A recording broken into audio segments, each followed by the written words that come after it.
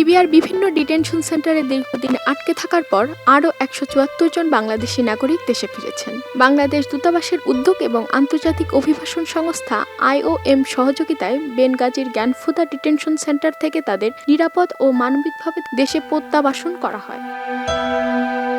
মঙ্গলবার ১৮ আগস্ট ভোর ৬টায় লিবিয়ার বুরাক এয়ারের UZ-222 ফ্লাইটে তারা হযরত শাহজালাল আন্তর্জাতিক বিমানবন্দরে পৌঁছান। দেশে ফেরা ব্যক্তিদের মধ্যে রয়েছেন ৩ জন নারী, ১ জন শিশু এবং ১৫ জন অসুস্থ ব্যক্তি। জানা গেছে, এসব বাংলাদেশি উন্নত জীবনের আশায় অনিয়মিত পথে ভূমধ্যসাগর পাড়ি দিয়ে ইউরোপ যাওয়ার চেষ্টা করেছিলেন। তবে সমুদ্রপথে অভিযানের সময় তারা আটক হন। পরে দীর্ঘ সময় লিবিয়ার জ্ঞানফুদা ডিটেনশন সেন্টারে মানবেতর পরিবেশে বন্দী জীবন কাটান। বাংলাদেশ দূতাবাস সূত্রে জানা গেছে, লিবিয়ায় আটক বাংলাদেশি নাগরিকদের নিরাপদ প্রত্যাবাসনের জন্য দূতাবাস স্থানীয় কর্তৃপক্ষ ও IOM এর সঙ্গে নিয়মিত সমন্বয় করে আসছে। এরই ধারাবাহিকতায় স্থানীয় প্রশাসনের অনুমোদন এবং IOM এর সার্বিক সহযোগিতায় সর্বশেষ এই ১৭৪ জনকে দেশে ফিরিয়ে আনা সম্ভব হয়েছে।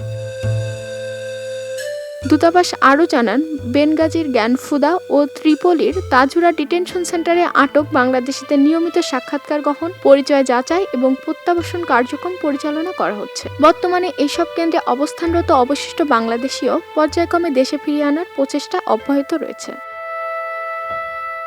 এর আগে একই ধরনের পরিস্থিতির শিকার হয়ে গত ৭ আগস্ট লিবিয়া থেকে দেশে ফিরেছিলেন ৩৪০ জন বাংলাদেশি। সর্বশেষে ১৭৪ জন সহ চলতি মাসে মোট ৫১৪ বাংলাদেশিকে দেশে ফিরিয়ে আনা সম্ভব হলো। বাংলাদেশ দূতাবাস সকলকে দালাল ও মানব পাচারকারীদের প্রলোভনে না পড়ে বৈধ ও নিরাপদ অভিবাসন পথ অনুসরণের আহ্বান জানিয়েছেন। একই সঙ্গে বিদেশে কর্মসংস্থান বা অভিবাসনের ক্ষেত্রে সরকারি অনুমোদিত এবং আইনসম্মত পদ্ধতি অনুসরণের ওপর গুরুত্ব আরোপ করা হয়েছে।